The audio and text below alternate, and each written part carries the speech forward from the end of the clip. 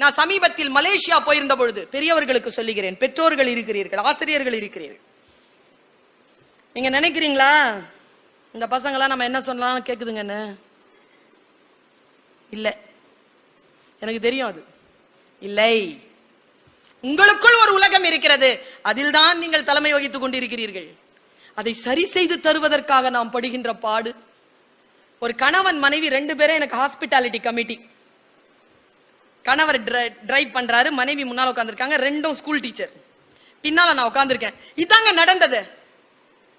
Phone வருதுங்க, தம்பி போயிட்டியா அப்படின்னு அந்த அம்மா கேக்குது. போயிட்டேமா. ஸ்பீக்கர், என்னடா பண்ற?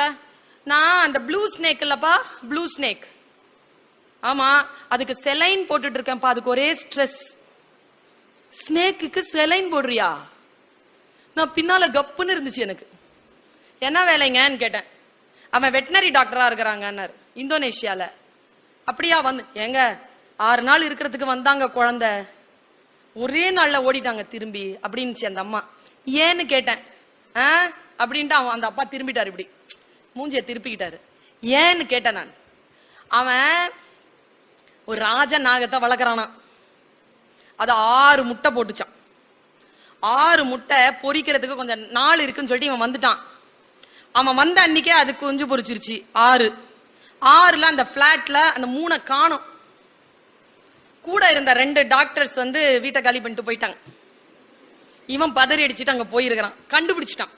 அந்த அம்மா சொல்லுது, குழந்தைகளை உங்களுக்குமானதுதான் இது, நான் பேசிட்டு போயிருவேன், இது ஒரு நெருப்பு துண்டு, உன்னிடத்தில் எரிந்து விட்டு போகிறேன், நான் ஒரு தூண்டில் போட்டு விட்டு போகிறேன், நீ கண்டிப்பாக அதில் சிக்குவாய் பாரு. அந்த அம்மா சொல்லுது, 7th ஸ்டாண்டர்ட் 8th ஸ்டாண்டர்ட்ல ஜூக்கு போனா இப்படி பண்ணா, மாமா மாமா மாமா அந்த ஸ்னேக் பார்க் மட்டும் போயிட்டு வந்துடுமா மாமா மாமா மாமா அப்படிமானா. அந்த ரெப்டைல்ஸ் எல்லாம் இருக்கலமா, அங்க போயிட்டு மாமா ப்ளீஸ்மா ப்ளீஸ்மாமானா. ஸ்கூலுக்கு போகும்போது டிஃபன் பாக்ஸ் எடுத்துட்டு போறவன் திரும்பி வரும்போது டிஃபன் பாக்ஸ பாம்பை கொண்டு வருவானா. அதை வச்சுட்டு அடுத்த நாள் காலைல போய் விட்டுருவானா. மறுபடியும் சாயந்தரம் அதே பாம்பை பிடிச்சிட்டு வருவானா. அது எப்படிதான் இவங்கிட்ட வருதுன்னு தெரியல மேடம் அப்படிங்கிறாங்க. அப்படி வந்துட்டு இருந்தது. அவன் +2ல 1180 அப்படிங்கிற அளவுக்கு இந்தியன் மார்க்குக்கு எடுத்திருக்கான். நல்லா படிக்கிற பிள்ளை. அவங்க அப்பா இன்ஜினியரிங் தான் போகணும்னு சொல்லியிருக்காரு, மேத்ஸ் வித் சயின்ஸ் அவன் போயிருக்கிறது. அவன் சொன்னானா வெட்டினரி டாக்டர் தான் போவேன். அவங்க அப்பாவை வீழ்த்தின இடம் சொல்றேன். அவங்க அப்பாவை அந்த பையன் வீழ்த்தின இடம். இப்ப வெட்டினரி தான் படிக்கிறான். அவன் என்ன பதில்ல ஜெயிச்சான்னு நான் பார்த்து ஆடி போனேங்க. பேஷன்ங்கிறது தாங்க. இதோ நான் வந்து இங்க பேசுறேன்ல, அதுக்கு பேர் தான் பேஷன். பேசிடவே முடியாதுங்க, நிக்கவே முடியாது, நிக்கிறேன்ல, அதுக்கு பேர் தான் பேஷன். பாருங்க, அவன் சொல்லி இருக்கிறான் நீ இன்ஜினியரிங் தான் போகணும்னு சொன்ன அந்த பையன் சொன்ன பதில் பாருங்க, அப்பா வெட்டினரிக்கு படிக்கிறேன்ப்பா, இன்ஜினியரிங் தாண்டா படிக்கணும். சரிப்பா, ஆனா ஒரே ஒரு கண்டிஷன், என்ன இன்ஜினியரிங் படிச்சுட்டு வெட்டினரி படிப்பேன், ஓகேவா? நானா சாமி நீ வந்து வெட்டினரியே படி அப்படின்ட்டாரு அவங்க அப்பா.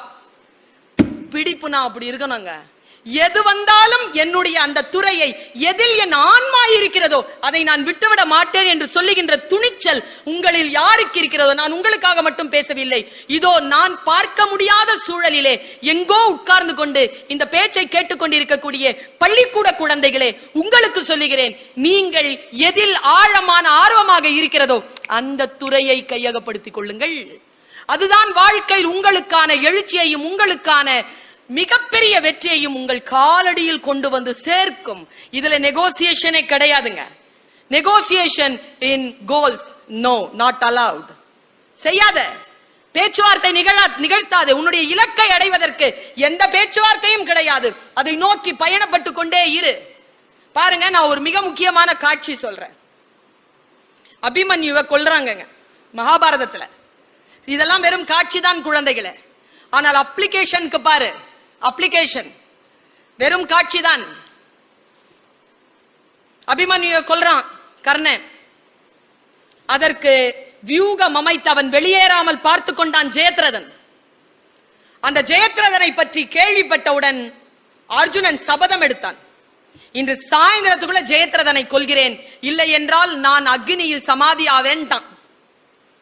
ஜெயத்ரதன் ஓடி வராங்க துரோணர் கிட்ட. துரோணாச்சாரியார் அவனுடைய குரு. அவன்கிட்ட கேட்கிறான், துரோணர் கிட்ட கேட்கிறான் ஜெயத்ரதன், குருவே, என்னை நீங்கள் காப்பாற்றுவீர்களா? அர்ஜுனனுக்கு கற்றுக் கொடுத்தது நீங்கள் தான். அவன் பானங்களில் இருந்து என்னை காப்பாற்றுவீர்களா? காப்பாற்றுவேன் என்றால் துரோணர். நீங்கள் காப்பாற்ற வேண்டும் என்றால் அர்ஜுனனை கொல்ல வேண்டி இருக்குமே, கொல்லுவீர்களா என்று கேட்டான். கொல்லுவேன் என்றார். எப்படி சொல்கிறீர்கள்? உங்களுக்கு தான் அர்ஜுனன் என்றால் பிடிக்குமே. இல்லை, நான் சத்தியத்தின் பக்கம் நிற்கிறேன். நான் ஒன்றுக்கு வாக்கு தந்து இருக்கிறேன். அந்த சத்தியத்தின் பக்கம் நான் நிற்கிறேன். எப்படி உங்களை நம்புவது? அவர் சொன்னார், அபிமன்யுவை நீ கொலை செய்வதற்காக வியூகம் அமைத்த பொழுது நான் உடன் இல்லையா? அப்படித்தான் நிற்பேன். போ. போகும்போது ஜெயத்ரதன் கேட்ட கேள்விதாங்க இன்னைக்கு உங்களுக்கு சிலபஸ்.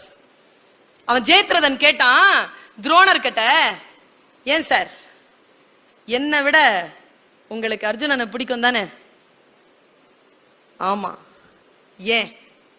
நான் நல்ல ஸ்டூடெண்ட் இல்லையா? அவன் அழகா இருக்கான் தானா? அதெல்லாம் கிடையாது. அவன் கிட்ட ஒரு சிறப்பு குணம் உண்டுன்னாருங்க குரு. நான் இந்த குருமார்களிடத்தில் அந்த வார்த்தையை கேட்டு உங்களை நீங்கள் அனுமானித்துக் கொள்ள வேண்டியதில்லை. உங்களிடத்தில் இந்த தன்மை இருக்கிறதான்னு பாத்துக்கோங்க. அவன் கேட்டான், என்ன சிறப்பம்சம்? அவனிடத்தில் இருந்த சிறப்பம்சம் என்ன? அப்போ துரோணர் சொன்னார், நீ நல்ல மாணவன். நீ நல்ல மாணவன் என்பது எப்படி தெரியுமா? தெரியும். எதை கற்றுக் கொடுத்தாலும் உடனடியாக கற்றுக்கொள்வாய். அதை உடனே அப்ளை பண்ணுவ, அதன்படி உடனே நிப்ப. நீ நல்ல ஸ்டூடெண்ட் தான். ஆனால் உன்னை விட அர்ஜுனன் சிறந்தவன். ஏன்? எதை கத்துக்கிட்டாலும் கத்துக்கிட்டு அப்படி வச்சுக்கிட்டு அதுல போதாமையால் நிரம்பி வாட் நெக்ஸ்ட் கேட்பானா. இதை விட சிறப்பாக ஏதேனும் சொல்லித்தர முடியுமான்னு அடுத்ததுக்கு நிப்பானாங்க. குருவுக்கு எவன் வேலை வைக்கிறானோ அவன்தான் மாணவர்களிலேயே சிறந்த மாணவனாக இருக்க முடியுமே தவிர, குரு தருகின்றதை கேட்டுக்கொண்டு போகின்றவன் மிகச் சாதாரண மாணவன் என்பதனை துரோணர் சொல்லுகிறார்.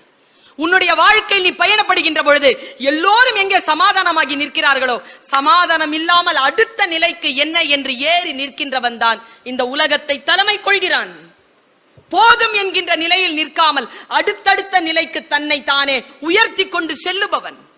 நான் சொல்லுகிறேன், உன்னுடைய மனசாட்சின்னு ஒண்ணு இருக்குல்ல, மனசுன்னு ஒண்ணு இருக்கு பிள்ளைகளா, நீ தோற்கின்ற இடம் அதுதான். Give up. அப்படி விட்டுற. இன்னைக்கு போய் யூடியூப்ல நான் ஒரு விஷயத்தை உனக்கு ரெக்கமெண்ட் பண்றேன், நீ போய் பாரு. இந்த இப்ப பத்மபூஷன்னா, ஆமா, பத்மபூஷன் பட்டம் யாருக்கு கிடைச்சிருக்கு?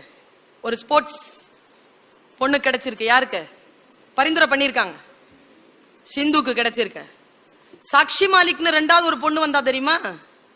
அவளை பத்தி யாரும் பேசுறது இல்லை. எதுக்கு வந்தா அவ?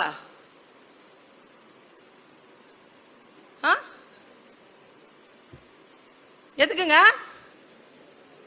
ரெஸ்லிங், மல்யுத்தம் வந்தால. அவ என்ன ஜெயிச்சா? பிரான்ஸ் தானே ஜெயிச்சா. நீ இன்னைக்கு சாயந்தரம் போய் அந்த பிரான்ஸ் ஜெயிச்ச அந்த டோர்னமெண்ட்டை மட்டும் யூடியூப்ல பாரு.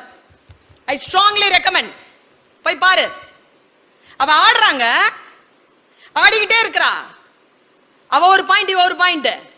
அடுத்த ஒரு பாயிண்ட்ங்க, யார் ஜெயிக்கிறாங்களோ அவங்களுக்கு பிரான்ஸ். நான் ஆக்சுவலா லிட்ரரி பர்சன் கிடையாது. சாஃப்ட் ஸ்கில்ல நான் நிறைய பிரைசஸ் வாங்கியிருக்கேங்க. ஆனா சாஃப்ட் ஸ்கில்ல விட நான் அத்லெட்டிக். நான் நல்லா ஓடுவேன். இப்ப விட்டாலும் ஓடிடுவேன். பயங்கரமா ஓடுவேன். நான் ஆல் இண்டியா லெவல்ல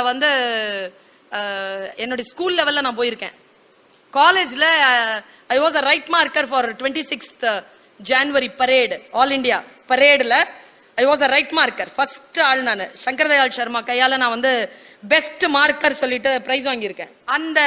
அந்த சாக்ஷி மாலிக்கினுடைய அந்த விஷயம் எனக்கு ரொம்ப பிடிச்சது. அந்த கடைசி இவ ஒரு பாயிண்ட், அவ ஒரு பாயிண்ட்ங்க. கடைசியா 60 seconds. எனக்கு எப்படிதான் நீ புரிஞ்சுக்க போறேன்னு தெரியல. போ, உனக்கு ஆசீர்வாதம் இருந்தா நீ புரிஞ்சுக்குவ, உனக்கு பெற்றோர்களுடைய அருள் இருந்தால் நீ புரிஞ்சுக்குவ. அவ 60%ல 60 செகண்ட்ங்க, 40 செகண்ட்ல அவ 6 பாயிண்ட்ங்க, இவ 0. கடைசி 20 செகண்ட்ஸ் இருக்குங்க. 20 செகண்ட்ஸ், அதுல 10 செகண்ட் காலிங்க. கடைசி 10 செகண்ட் அவளுக்கு என்ன ஆச்சுன்னு தெரியல. அந்த சிந்துக்கு, அந்த சாக்ஷி மாலிக்கு அவ ஏறி நின்னு என்ன பண்ணா தெரியுமா? அடிச்சு சாத்தனா பாருங்க. 8 செகண்ட்ல 8 பாயிண்ட்ங்க. 8.8 செகண்ட்ல கடைசி 2 செகண்ட்ல யாரும் பாயிண்ட் வாங்காம பாத்துக்கிட்டாங்க. டிக்ளேர்டு. இவதான் ஜெயிச்சிட்டா. வெளியில வர்றாங்க குழந்தை, அவகிட்ட கேக்குறாங்க எப்படி நீ ஜெயிச்சேன்னு. நீ யூடியூப்ல போட்டு பார். அவ சொன்ன ஒரே ஒரு ஸ்டேட்மெண்ட் என்ன தெரியுமா? ஒரே ஒரு ஸ்டேட்மெண்ட், குழந்தைகளே, உன்னுடைய கடைசி வினாடியில், இதுதான், இதற்கு பிறகு வினாடி என்னிடத்தில் இல்லை என்று நீ கைவிடுகின்ற அந்த வினாடியில் இந்த தாய் சொல்லுகின்ற இந்த வார்த்தையை மட்டும் நினைவில் வைத்துக்கொள். அவ சொன்ன வார்த்தை என்ன தெரியுமா? I didn't give up. நான் களத்தை விட்டு வெளியேறவே இல்லை. நான் களத்தில் நின்று களமாடி கொண்டிருந்தேன். அதனால் தான் நான் ஜெயித்தேன் என்று சொன்னால், அந்த கடைசி வினாடி வரைக்கும் நான் களத்தை விட்டு வெளியேறவில்லை என்று சொன்ன அந்த குழந்தையின் அந்த சொல்தான் இந்த இந்தியாவிற்கு இன்னும் ஒரு பதக்கத்தை பெற்று தந்தது. என் குழந்தைகளை, கடைசி வினாடி வரைக்கும் நான் விடமாட்டேன் என்று சொல்லுவது.